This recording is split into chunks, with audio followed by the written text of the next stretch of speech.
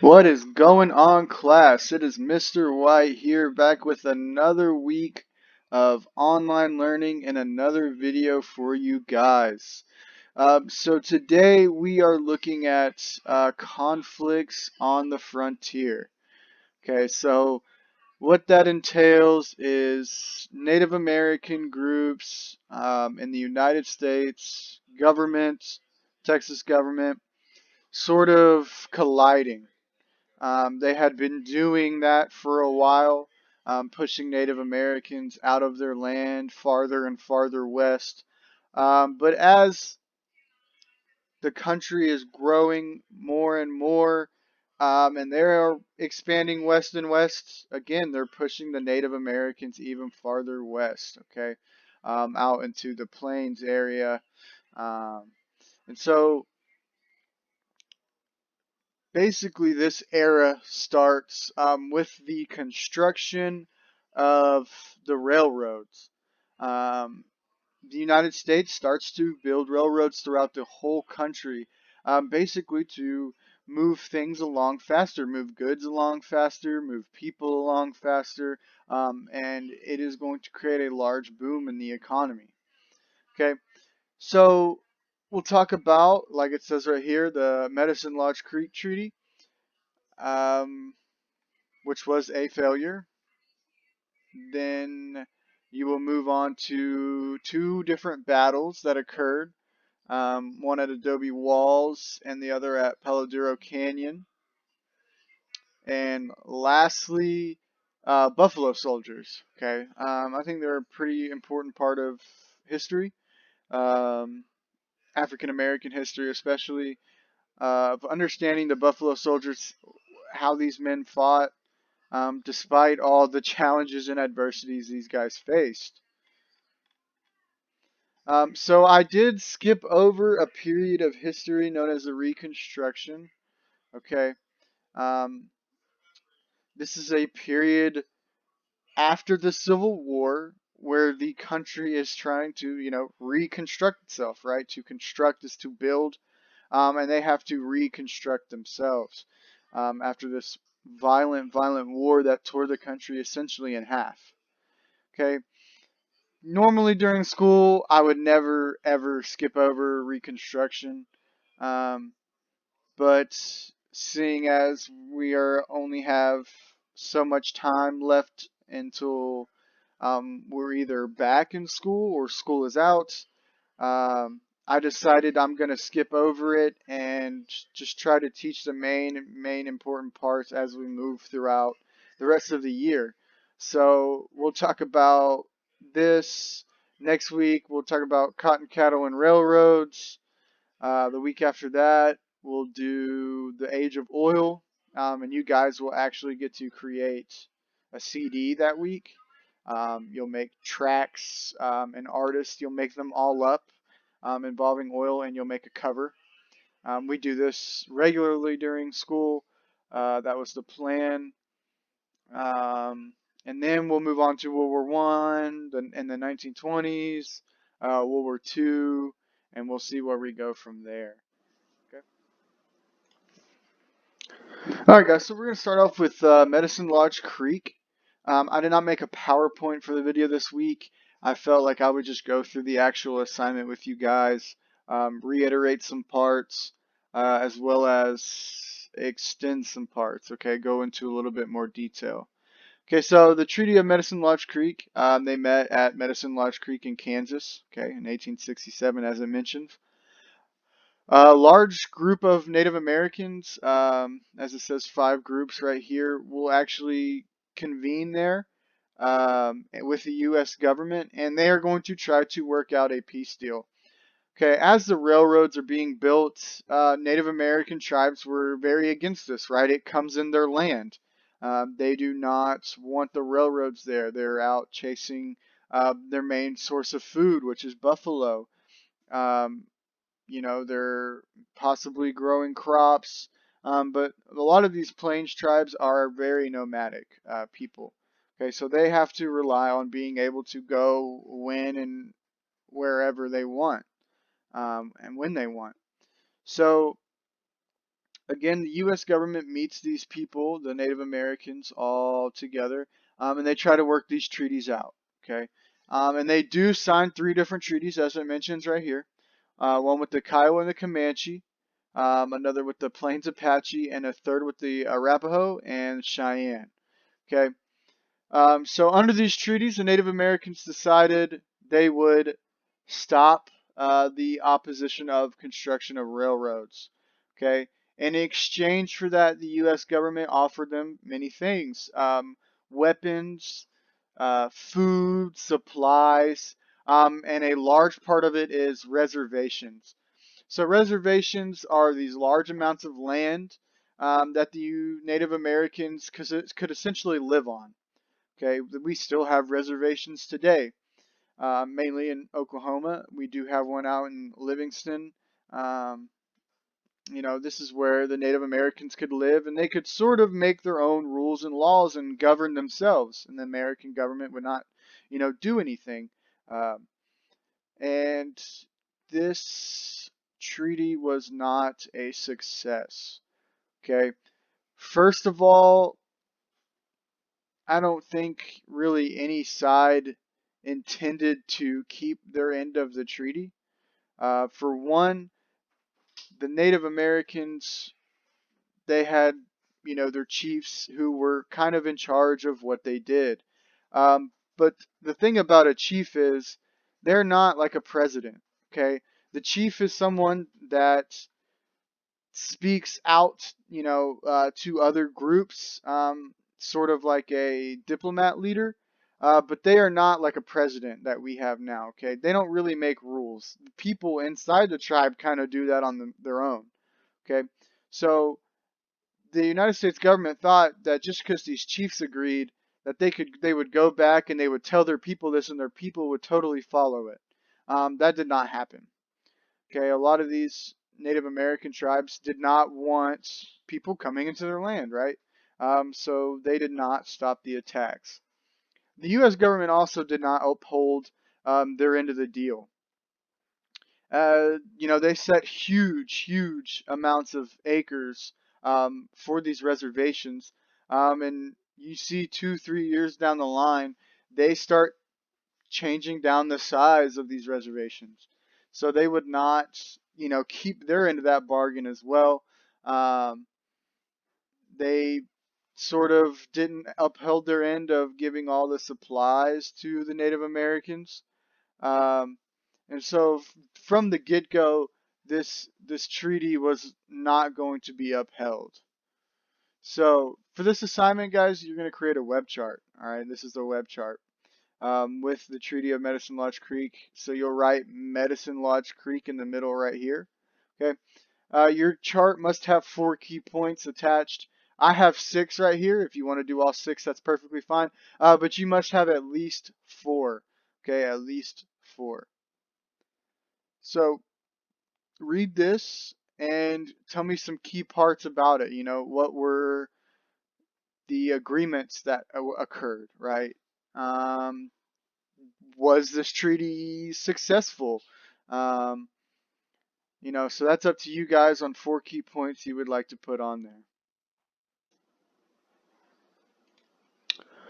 So for the second part of the assignment, we are going to look at 2 key battles that happened out in West Texas, North Texas during this time.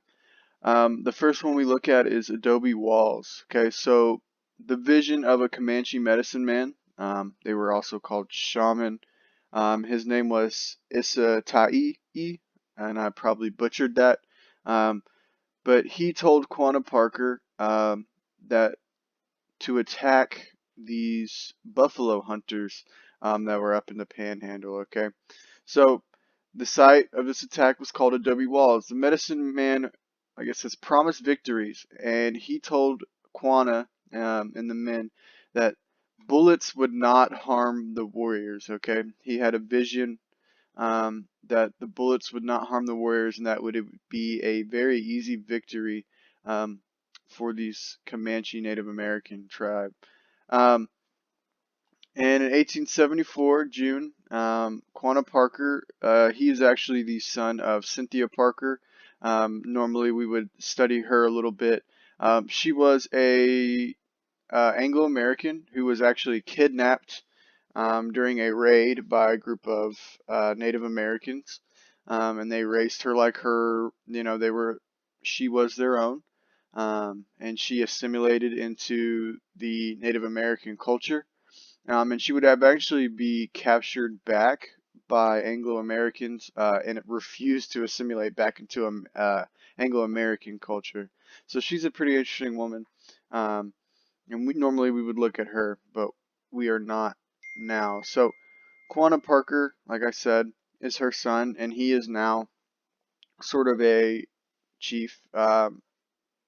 And he is, like I said, taking this group of 700 fighters to attack 28 buffalo hunters and one woman. Okay, at this camp. They were armed with some pretty hefty guns. They're called rolling block. Okay, there's a picture right here. Um, pretty solid gun. All right. These were meant to kill buffalo. Okay.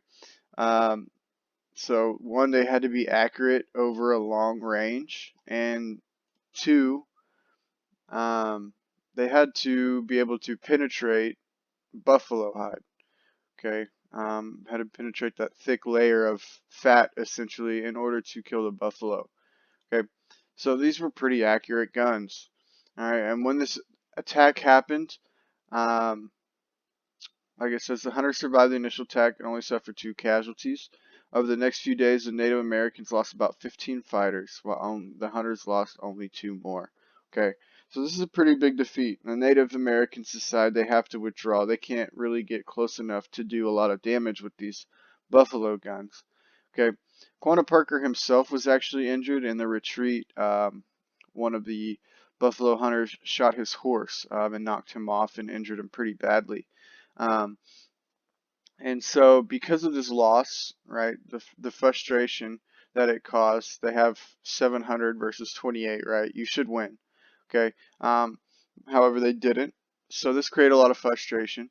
All right. And Native Americans would increase the attack in West Texas because of this. Okay. Next we look at Palo Duro Canyon. Okay. And this is actually a state park now. I myself have been there. Here's a few pictures right here. It's extremely beautiful. I've hiked in it and had a wonderful time looking at all the sights. But a lot of Native Americans camped out there. Okay, that's where they lived. So they had villages or little tribes. And in September of 1874, Colonel Mackenzie led a cavalry unit down the steep canyon walls. Okay, so they're going to launch a surprise attack on the Native Americans. They're going to burn several villages, destroy more than 1,000 horses. Okay, so few lives were lost on either side, but because of the loss of the villages, the supplies, and the horses, guys, and the horses is the essential part. Native Americans looked at their horses. I mean, they were essentially currency. Okay, you could do a lot of things with the horse: travel, hunt buffalo, fight war. Okay, horses were super essential to the Native Americans. Okay, so while the horses were dead, they had little chance of surviving in the winter. Okay, now they can't chase the buffalo to get their main food source. Okay, so most agreed to move on the reservation. A few continued fighting, but met with little success. All right, so the last band of Comanche, including Quanah Parker, surrendered at Fort Sill in June of 1875. Okay, so now Central and West Texas, like it says, are safe for most settlers. Not a lot of groups are coming in. Not a lot of raids from the Native Americans. Okay, so this was a pretty successful raid, mainly because of the destroying, the killing of the 1,000 horses. Okay, so for this part of the assignment, you're going to look right here, key battles. So we only have 2. All right, and you're going to tell me the outcome. What is the result of these battles? Okay, I'll give you a hint. If you look towards the end of each of these two little sections, you will find your answer. Okay, what is the end result of the battle? That's the important part. Okay. So for the last part of the assignment, we are going to look at Buffalo Soldiers. Okay, and these are African American soldiers who served following the Civil War up until about World War One. Okay, um, they are called Buffalo Soldiers by the Native American who they fought against. We're not exactly positive which of the two thoughts were the reasons they were called Buffalo Soldiers. One of them was that the Native Americans said their hair resembled that of a buffalo. And there's also the fact or the thought that these Native Americans thought these soldiers fought very hard like a buffalo. Okay, so we don't know exactly which one of those terms this originated from exactly, but we do know they were called buffalo soldiers. Okay, so following the Civil War, Congress passed a law to increase the size of the U.S. Army. All right. As a result, a number of new regiments were authorized, and 6 of the new units, 2 cavalry and 4 infantry, were composed of black or African American troops. For the first time in history of the United States, black men could serve in the regular peacetime army. Okay, and notice this says peacetime. Okay, African Americans have fought for the United States since the Revolution. Okay, so it is not uncommon that they fought during, that War of 1812 possibly, and in the Civil War. But this is peacetime, okay? So we are not fighting a foreign nation, and these guys were stationed, okay? So Congress offered African American men, many of whom had been former slaves, a place to live and an opportunity to earn a monthly salary, learn a trade, receive an education, and travel. Okay, so the other alternative a lot of African Americans were essentially forced onto was sharecropping. Normally, I think it's pretty good lesson over sharecropping, but essentially it's a new form of slavery. Okay, so these people, the African Americans who were sharecroppers, had to pay whoever owned the land that they grew their crops on. They had to pay them with 25% of the crops. Okay, the only problem is with 25% of the crops, now they only get to keep 75, which they would sell, or eat themselves. Um, but they were essentially in debt because in order to start their um, growing of food, they had to have seeds and equipment. Um, and so what this turned into is a never-ending cycle of debt, basically keeping these sharecroppers in debt and essentially slaves to these new owners, right? A lot of these African Americans had done nothing or hadn't done anything other than grow food, grow crops. They were not allowed to receive an education if they were slaves. So this is essentially the only thing they could do with the opportunity that they had. Okay, so this offered them another way to get out and um, learn learn a trade, receive an education, travel, and have a monthly salary. So this is something a lot of African Americans, possibly became interested in. All right. So Buffalo Soldiers served at Fort Davis from 1867 to 1885. They were in other places, but we're talking specifically about Fort Davis because it is in Texas. Okay, this Fort Davis was in western Texas, was place open to attack by raiding Apache and Comanche Native American groups. All right. When they left in 1885, after it was all said and done, peaceful travel and settlement prevailed in much of the region. They served the army and their country well, and 14 of them earned the Medal of Honor during the Frontier Indian Wars period. Okay, these guys did an outstanding job despite all of the indifferences these guys had to face. Okay, one, they were given really bad equipment compared to the white soldiers. Um, a lot of people in the towns that they served in did not respect them because they were African American. And despite all of that, these guys still fought, and they did a wonderful job. Um, so when both black and white soldiers were stationed at the fort at the same time, they were segregated into different regiments and lived in different barracks. Okay, so even here we still have segregation all the way back to then, and we will see segregation, you know, until the 1960s, and even still now. Some people would argue that there still is some form of segregation in the United States. All right, but soldiers at Fort Davis performed duties to keep the posts running, and their major job was to protect the travelers, freight wagons, and mail on the San Antonio El Paso Road. All right, these guys were involved in many numerous military campaigns, and the biggest battle ever fought, troops from Fort Davis, the Buffalo Soldiers fought Apaches, and the war leader Victorio. All right.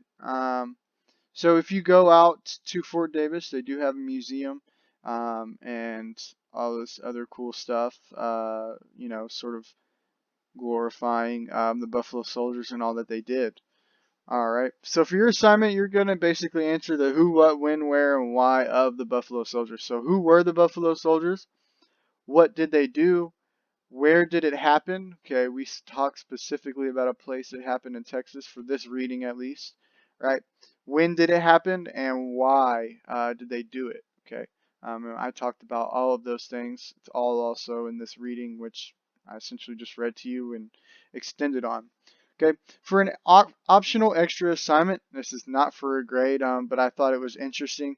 So right now, the Texas Parks and Wildlife Division is actually having, so if you click on this link, they have Facebook Lives, and this one is Tuesday, April 14th from 1 to 5, all right? And they're going to talk about buffalo soldiers um, and the warfare against the Native Americans, okay? So, if that's something you're interested in, you don't have a whole lot to do, tune into that Facebook Live and read about it. I think it'll be pretty cool and an awesome way for you guys to learn a little bit.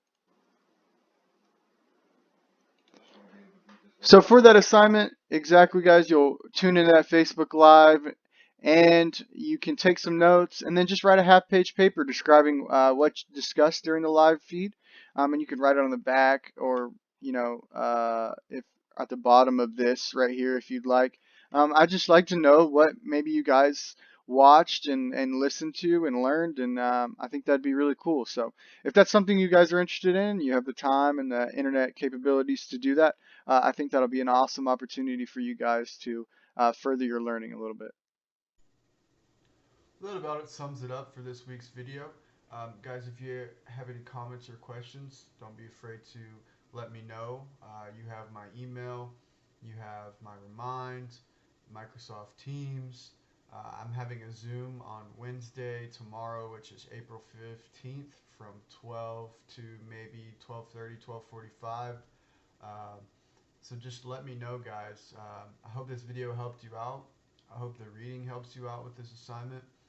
And I hope you guys have a wonderful rest of the week and get everything you're supposed to get done. Thanks for watching, guys.